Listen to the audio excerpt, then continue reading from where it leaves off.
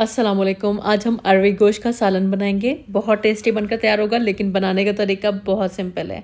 आसान तरीके से बेहतरीन आपकी डिश बनकर तैयार होगी। बस खाकर आपका दिल खुश हो जाएगा। चलिए देख लेते हैं इसको बनाने का तरीका।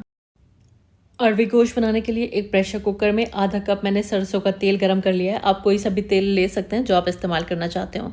अब इसमें 1 कप यानी कि 2 मीडियम साइज़ की प्याज डाल देंगे। तकरीबन 150 ग्राम है, फाइन स्लाइस करके डालेंगे और प्याज को ना हल्का गुलाबी हो जाने तक फ्राई कर लेंगे। और प्याज जब सॉफ्ट होने लगेगी, हल्की पिंक होना स्टार्ट हो जाएगी, आधा किलोग्राम इसमें मटन शामिल कर देंगे। मैंने यहाँ पर मटन इस्तेमाल किया, लेकिन आप अपनी पसंद का कोई भी मीट यहाँ पर यूज़ कर सकते हैं। अब यहाँ पर हमें मटन को थोड़ा सा फ्राई कर लेना है। इतना फ्राई कर लेंगे कि ये थोड़ा सा ना ऑफ वाइट कलर का हो जाए, थोड़ा सा ये भुन जाए। तो 2-3 मिनट हाई फ्लेम पर फ्राई करके 1 टेबल स्पून अदरक लहसुन का पेस्ट इसमें शामिल कर देंगे। अब अदरक लहसुन के पेस्ट को भी 2-3 मिनट के लिए भून लेंगे, जिससे अदरक लहसुन की कच्ची स्मेल ख़त्म हो जाएगी।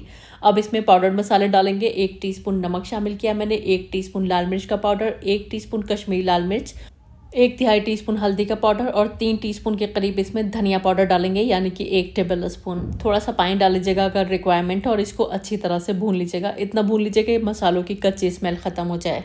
और जब मसाले अच्छी तरह से भून जाएंगे, आधा कप इसमें दही शामिल कर देंगे, तकरीबन 100 से 125 ग्राम।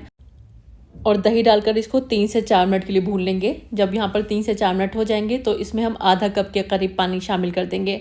अभी हम ग्रेवी नहीं लगा रहे हैं, बाद में ग्रेवी लगाएंगे जब हम अरवी शामिल करेंगे। तो अभी बस इतना पानी डाल लीजिए कि आपका गोश्त यहाँ पर गल जाए। तो बस प्रेशर कुकर की लिड लगाकर हाई फ्लेम पर 1 सीटी आने देंगे। फिर गैस की फ्लेम को धीमा कर देंगे और लो फ्लेम पर तकरीबन 10 से 12 मिनट पकाएंगे। मटन है 10-12 मिनट में पक जाएगा। बड़े का मीट लिया है तो तकरीबन 20 मिनट लगेंगे आपको। अब इसका जब आप ढक्कन खोलिए तो गैस की फ्लेम को हाई करके इसको अच्छी तरह से भून लीजिए। इतना भून लीजिए कि इसमें से तेल सेपरेट होने लगे। इस टाइम पर हम इसको अच्छी तरह से भूनेंगे। इस टाइम पर भुनाई करना ज़रूरी है, इससे जो प्याज वगैरह अच्छे से मशी हो जाएगी। अब जब यहाँ पर खूब अच्छी तरह आपका गोश्त भी भुन जाए, मसाले भी अच्छी तरह भुन जाएँ, तब इसमें हम डालेंगे आधा किलोग्राम अरवी। तो अरवी को मैंने सिर्फ छीला और बीच में इस तरह से कट लगा दिया, जिससे कि अंदर तक अच्छी तरह से गल जाएगी। आप चाहें तो 2 टुकड़ों में डिवाइड कर सकते हैं, और आप चाहें तो थोड़ा सा अरवी को फ्राई करके भी इस्तेमाल कर सकते हैं, लेकिन डायरेक्ट भी डालेंगे ना तब भी आपका अरवी गोश्त बहुत अच्छा बनेगा। और अरवी डालकर भी मैंने 2-3 मिनट के लिए इसको हाई फ्लेम पर अच्छी तरह से भून लिया है। अब वक्त है इसमें ग्रेवी लगाने का। तो मैं इसमें तकरीबन 1.5 कप पानी शामिल कर रही हूँ। आप अपने अकॉर्डिंगली इसकी ग्रेवी को लूज़ कर सकते हैं, जितना पतला आप रखना चाहते हो। और इस टाइम पर नमक टेस्ट कर लीजिएगा, रिक्वायरमेंट हो तो आप और ऐड कर सकते हैं। और थोड़ा सा इसमें गरम मसाला भी इस टाइम पर डाल देंगे। तो आधा टीस्पून के करीब मैंने इसमें गरम मसाला डाला है।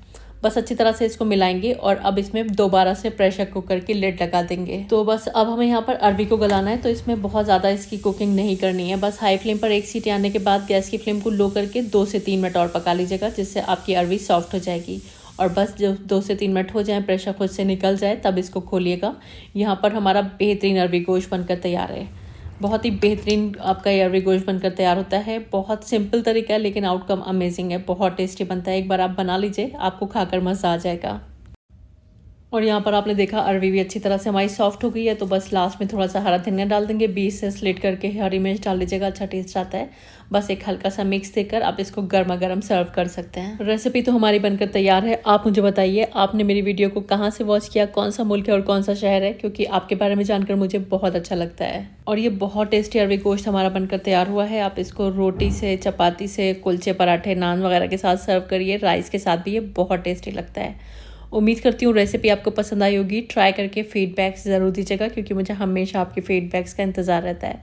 Thanks for watching. अल्लाह हाफिज़।